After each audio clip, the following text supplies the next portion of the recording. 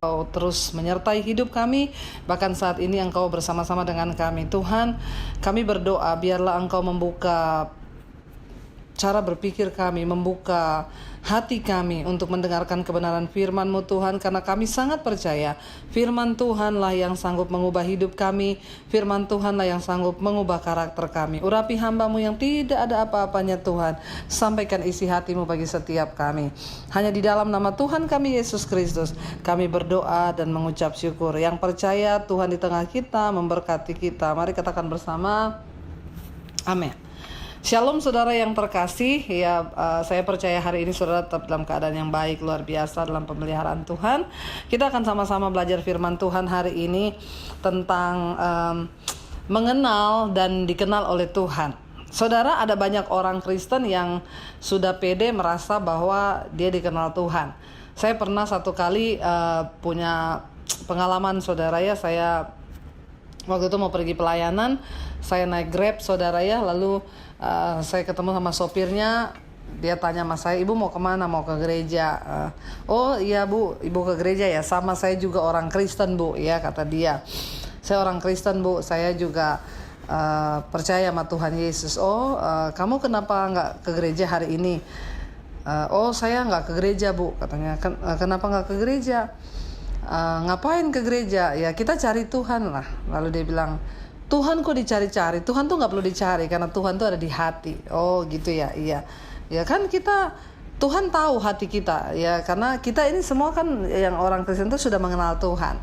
Lalu saya balik bertanya kepada dia, oke, ya menurut Bapak, ya Bapak mengenal Tuhan. Tapi pertanyaan saya, apakah Bapak dikenal oleh Tuhan?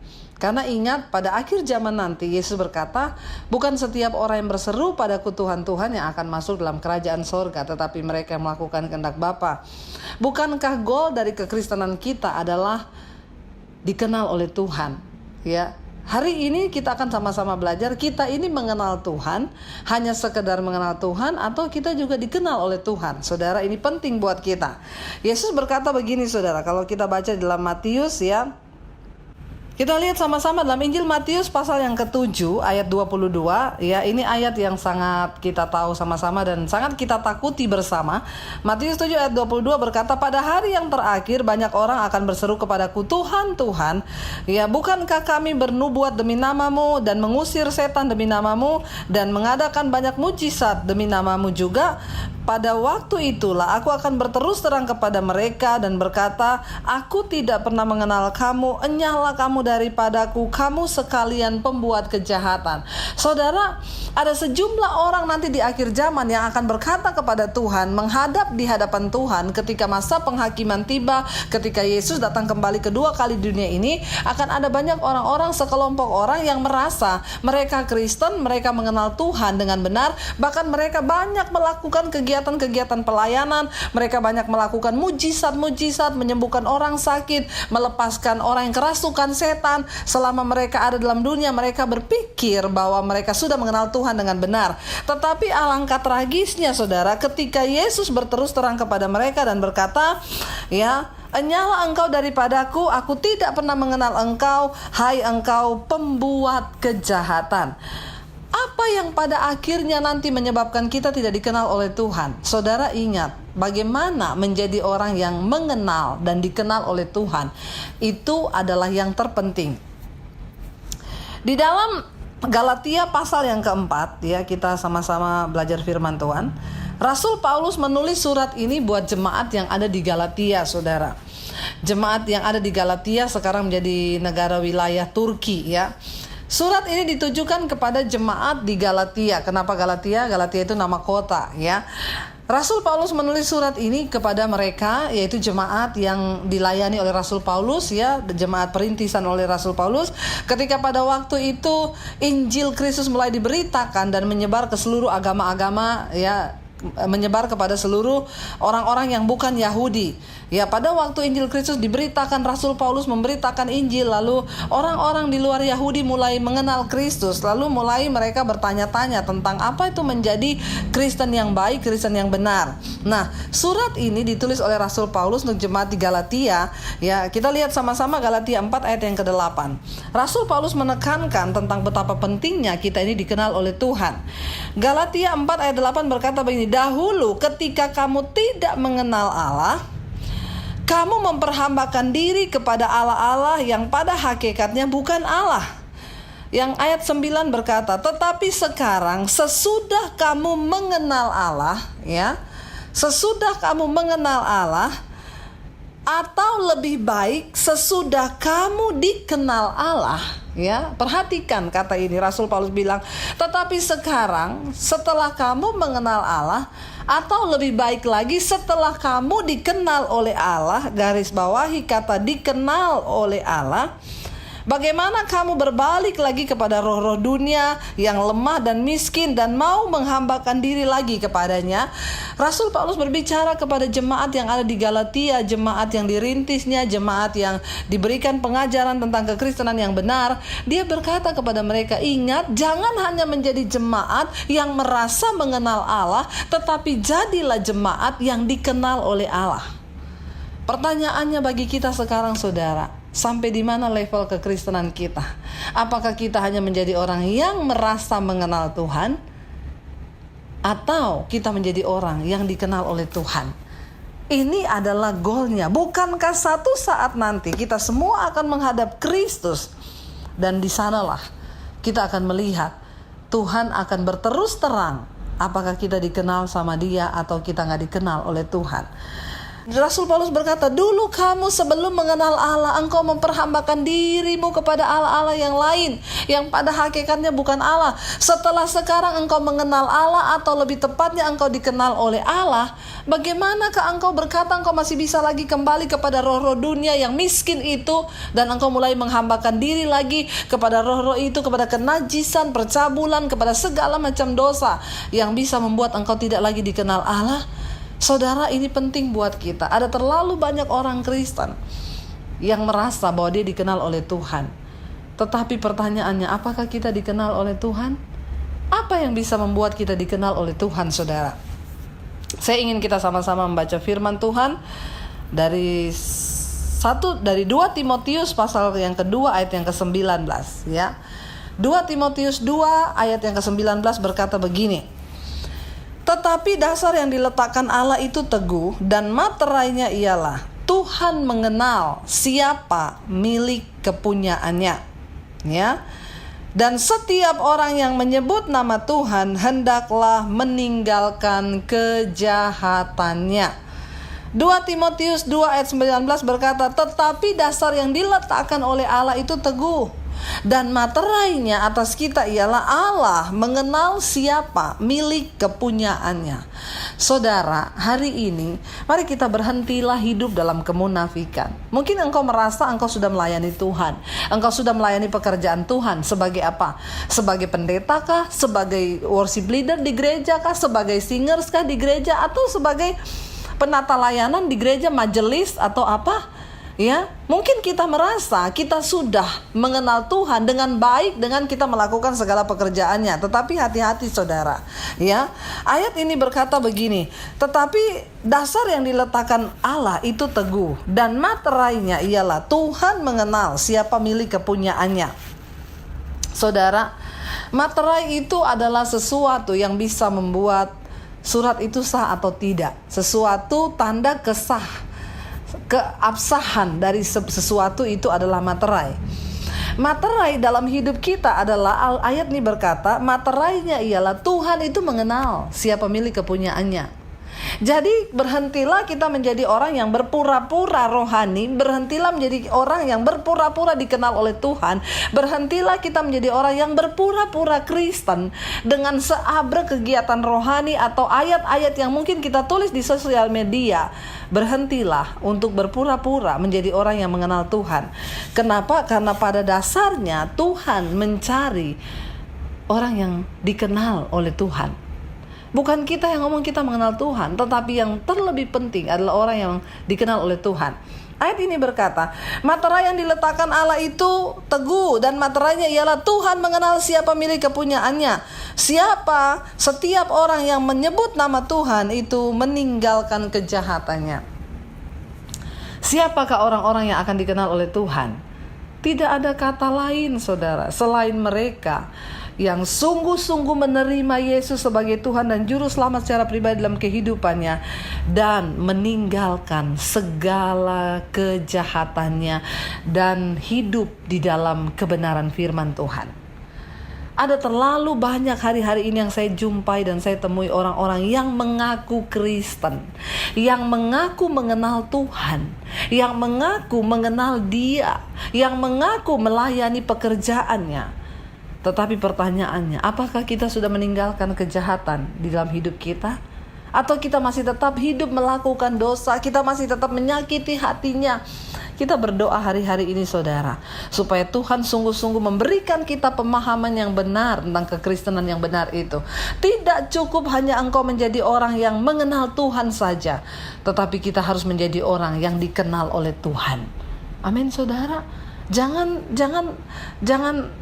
hidup dalam kemunafikan loh. Kita pura-pura kita mengenal Tuhan, padahal Tuhan gak kenal kita. Satu saat nanti kita semua akan berdiri di hadapan tahta penghakiman pengadilan Kristus, dan di sanalah Tuhan akan berterus terang kepada kita. Sebelum hari itu datang, sebelum hari itu tiba, sebelum penghakiman Tuhan yang sesungguhnya itu tiba, kita mau berdoa, kita mau bilang, Tuhan, kami mau jadi orang yang dikenal oleh Tuhan. Materainya ialah Tuhan mengenal siapa milik kepunyaannya. Hari ini, saudara, mungkin kita menjadi orang-orang yang sedang mengalami kita difitnah, atau kita disalahkan, atau kita dituduhkan hal-hal yang tidak kita lakukan. Apa yang harus kita lakukan? Percayalah, Tuhan mengenal siapa milik kepunyaannya. Tuhan tahu, Tuhan ngerti. Makanya ketika saya juga mengalami banyak fitnahan, ketika saya mengalami banyak tekanan, ketika saya mengalami hal yang tidak enak, ketika saya ini dituduh melakukan sesuatu yang tidak saya lakukan, saya hanya berdiam diri dan menjaga hidup saya tetap dalam kekudusan dan perkenanan Tuhan. Kenapa?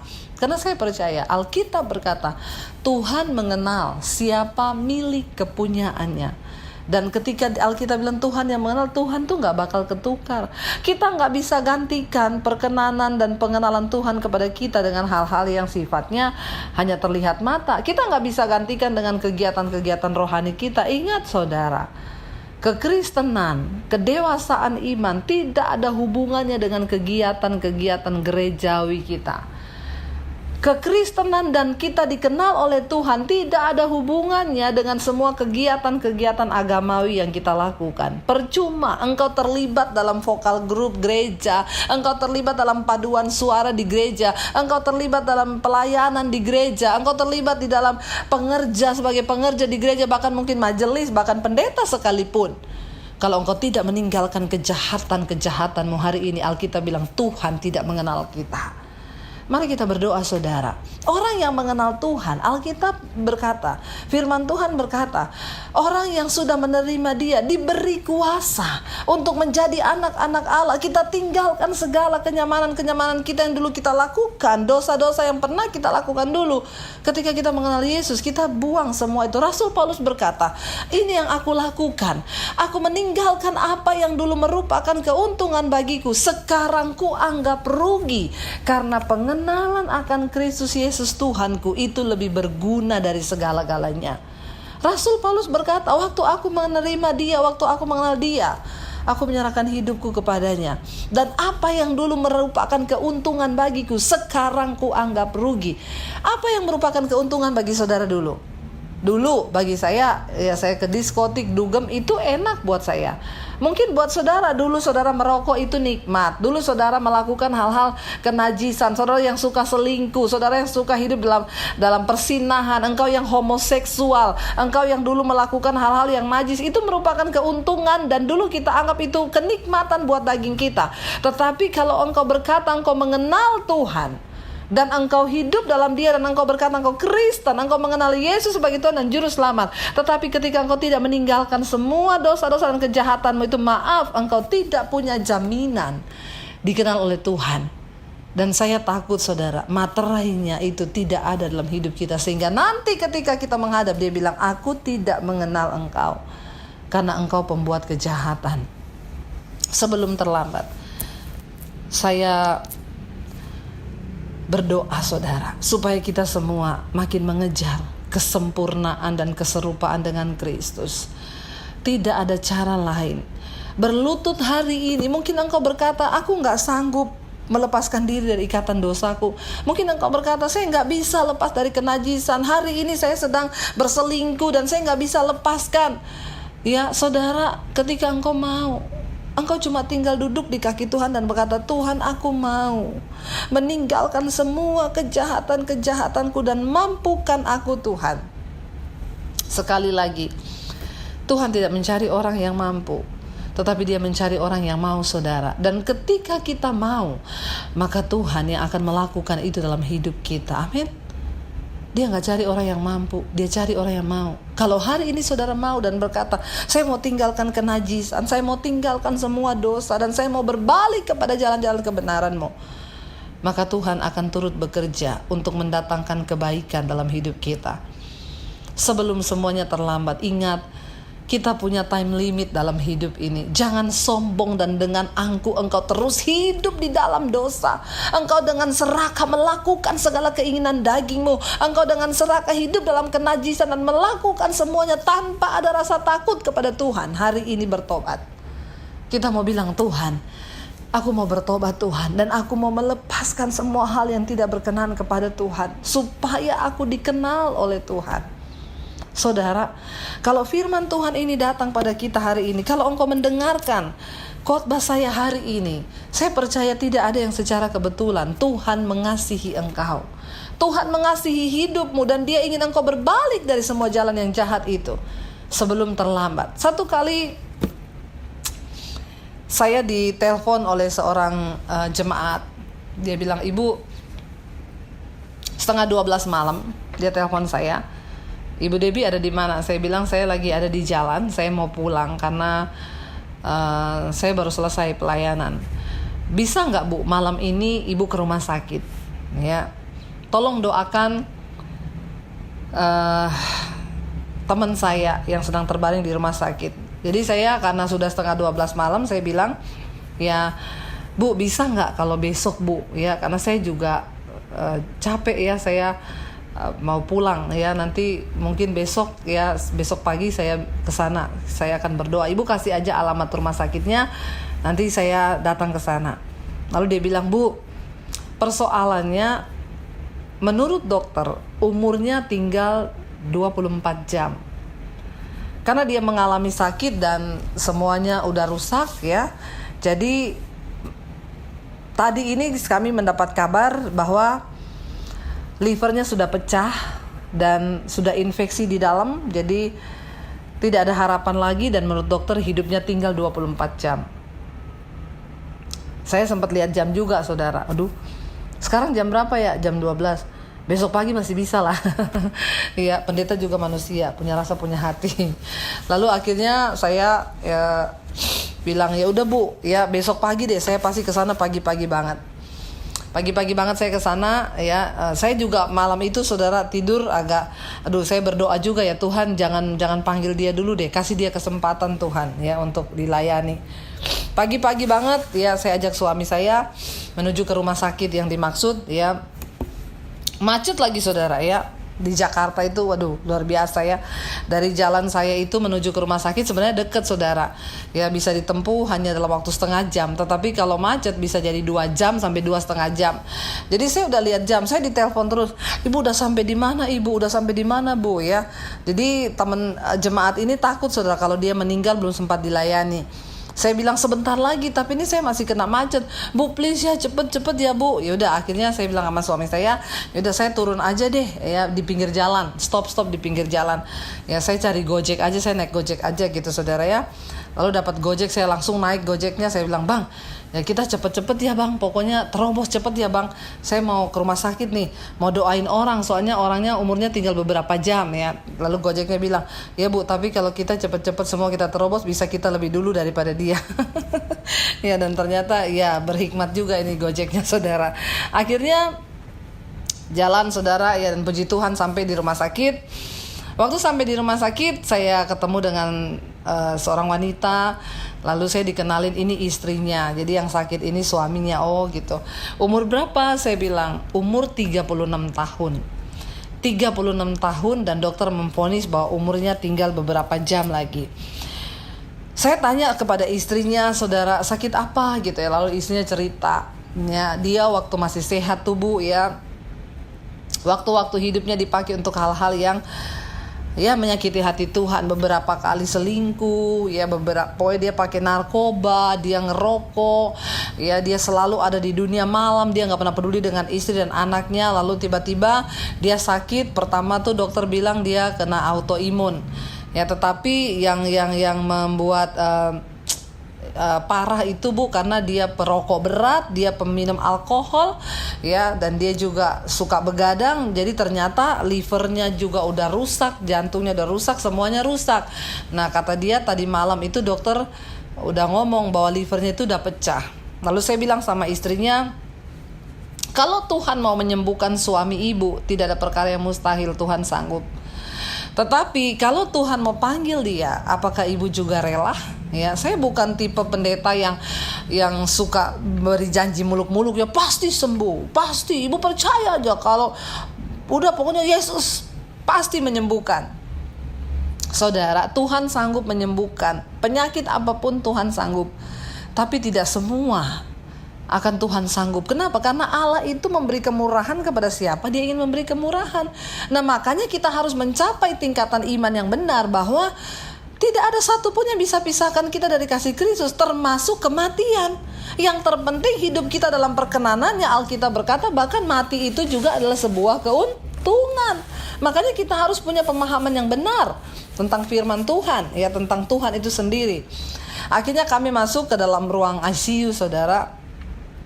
Kami masuk dalam ruang ICU, ya.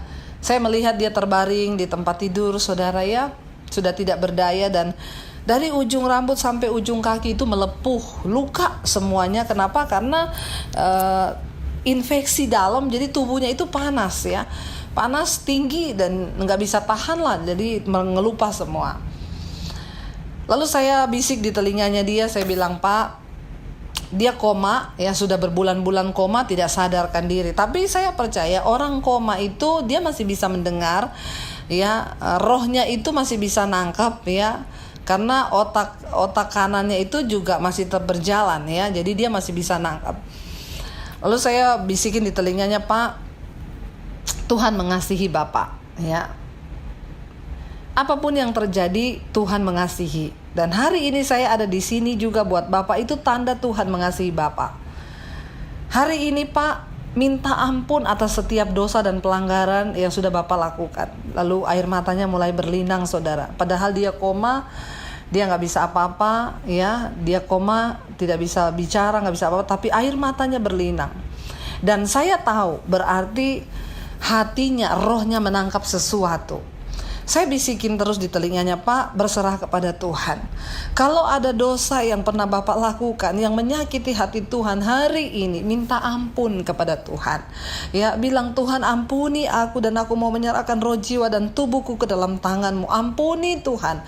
Bapak akui semuanya di hadapan Tuhan. Semakin deras air matanya mengalir, saudara, dia nangis. Lalu saya berdoa buat dia, Tuhan, aku menyerahkan dia ke dalam tangan-Mu, Bapak. Dia adalah anak-Mu, dan hari ini kami mengerti bahwa Tuhan sangat mengasihi dia, memberikan dia kesempatan untuk kembali kepada Tuhan, bertobat, menyerahkan hidupnya kepada Tuhan. Hamba menyerahkan dia ke dalam tangan kasih kuasa-Mu, Tuhan. Lalu saya berdoa buat dia, saudara. Saya mengolesi minyak di kepalanya, dan saya menyerahkan roh, jiwa, dan tubuhnya ke dalam tangan Tuhan. Setelah saya berdoa, saya pulang ya, dan saya mendapat kabar beberapa waktu setelah itu bahwa Bapak ini dipanggil Tuhan dan dia meninggal. Saudara, hikmat apa yang kita bisa ambil dari kisah ini, saudara ya? Kita nggak pernah tahu waktu hidup kita sampai kapan. Ya, dia baru 36 tahun. Kenapa kita harus terlalu hidup di dalam pertobatan? Kenapa kita harus tinggalkan semua kejahatan kita? Karena hidup ini ada time limitnya. Dan kita nggak pernah tahu. Kalau saya bicara tentang kematian, saudara jangan berpikir, oh yang tua yang lebih dulu mati. Oh oma saya, opa saya, oh orang tua saya. Enggak. Kematian itu nggak pernah pandang umur. Ya mau umur berapapun, kalau sudah waktunya kita nggak bisa menolak, ya. Karena itulah takdir Tuhan. Tetapi yang saya mau ngomong hari ini bukan soal kita matinya kapan, saudara. Waktu Tuhan panggil kita, apakah hidup kita ini siap? Apakah kita akan dikenal oleh Tuhan? Saya melihat Bapak ini begitu dikasihi Tuhan. Kenapa? Karena pada akhir hidupnya Tuhan masih kasih kesempatan dia untuk dilayani. Dan dia boleh bertobat menyerahkan hidupnya pada Tuhan. Padahal masa hidup dia narkoba, selingkuh, dia sakiti istrinya, dia segala macam, dan akhirnya dia meninggal di usia 36 tahun. Jangan tunggu kita sudah terbaring di tempat tidur rumah sakit baru kita akan bertobat, saudara. Alkitab berkata, kalau hari ini engkau mendengarkan suara Tuhan, jangan keraskan hatimu. Kalau hari ini engkau mendengar suara Tuhan dan engkau sedang ada dalam dosa, mungkin kenajisan, mungkin dosa kepahitan, mungkin dosa apapun, Tuhan bilang bertobat. Ya. Kenapa? Karena Tuhan mengenal siapa milik kepunyaannya, dan materainya ialah bahwa setiap orang yang menyebut nama Tuhan itu meninggalkan semua kejahatannya. Saudara, sekali lagi, bagaimana cara kita meresponi kasih Tuhan dalam hidup ini? Yesus sudah mati buat saudara dan saya. Apa yang bisa kita lakukan untuk membalas kasih-Nya? Tidak ada yang lain selain engkau datang dan berkata, Tuhan, aku mau hidup bagi kebenaran-Mu. Ampuni segala pelanggaranku dan aku mau menyerahkan hidup dalam kekudusan-Ku. Supaya apa, saudara? Ketika satu saat nanti Yesus datang menjadi hakim, menjadi imam, menjadi orang hakim yang adil nanti di dunia dan di akhirat, Dia akan berkata, masuklah dalam perjamuanku, dalam rumah kekekalanku. Kenapa? Karena aku mengenal engkau, sebab engkau menjauhi dan meninggalkan seluruh kejahatan. Sekali lagi, Tuhan tidak mencari orang yang mampu, tapi Dia mencari orang yang mau. Kalau hari ini saudara mendengarkan firman ini, saya percaya karena Tuhan mengasihi saudara. Jangan tunggu lagi sampai lama lagi. Bertobat hari ini, saudara. Kalau engkau sedang berselingkuh, tinggalkan dosa itu kembali. Jangan sakiti hati istri atau suamimu. Mungkin engkau berkata manusia tidak melihat, tapi percayalah ada mata Tuhan yang melihat. Apapun yang kau lakukan, Tuhan melihat semua yang kau lakukan di bawah langit ini. Tidak ada satupun yang tersembunyi. Karena itu hari ini saya mau berdoa buat saudara. Saudara yang mau melepaskan semua ikatan dosa, atau saudara merasa saya nggak mampu, saya butuh pertolongan, saudara juga bisa menghubungi saya, ada nomor telepon saya. Dan saya akan membantu saudara lewat kuasa Tuhan, ya. Karena satu kerinduan Tuhan, kenapa Yesus mati untuk saudara dan saya? Alkitab berkata, Yesus mati supaya kita ini dibebaskan dari dosa. Dan itu yang Rasul Paulus tadi berkata, ketika engkau sudah mengenal Allah atau sudah dikenal Allah, kenapa engkau berbalik lagi kepada roh-roh dunia yang miskin, kenajisan, percabulan, hawa nafsu, iri hati, kebencian? Kenapa engkau berbalik kepada roh-roh itu? Tinggalkan semua itu, saudara, supaya kita dikenal oleh Tuhan. Bukankah ini sebuah kerinduan kita? Mari kita berdoa bersama. Bapa, hamba berdoa Tuhan buat setiap mereka yang mendengarkan khotbah ini hari ini. Kami percaya Tuhan, Engkau sangat mengasihi kami. Terima kasih buat nafas hidup. Terima kasih buat waktu hidup yang Tuhan berikan. Hari ini Tuhan kami datang menyerahkan seluruh hidup kami dalam tangan Tuhan. Ampuni kami Bapa. Kalau ada pelanggaran, ada sesuatu Tuhan yang mungkin menyakiti hati Tuhan dan kami masih hidup di dalamnya, kami berdoa mohon pengampunan-Mu Tuhan. Ampuni kami dan kuduskan hidup kami.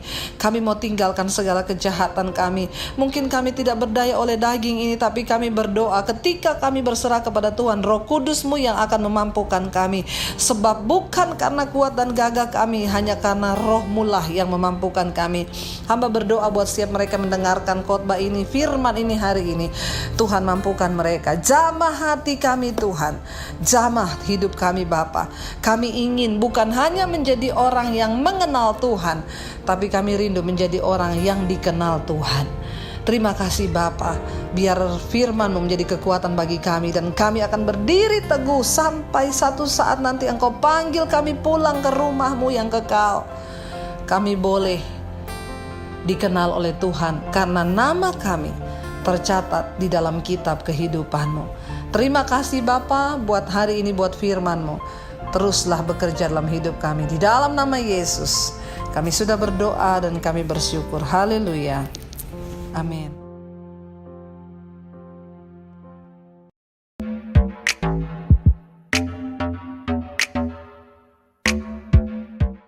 Karena itu saya mengundang saudara untuk menyaksikan channel YouTube saya, dan di situ saya akan berbagi banyak pengalaman, kesaksian, dan juga banyak tentunya momen-momen di dalam pelayanan saya yang itu pasti akan memberkati hidup saudara dan mempercantik manusia batinnya saudara.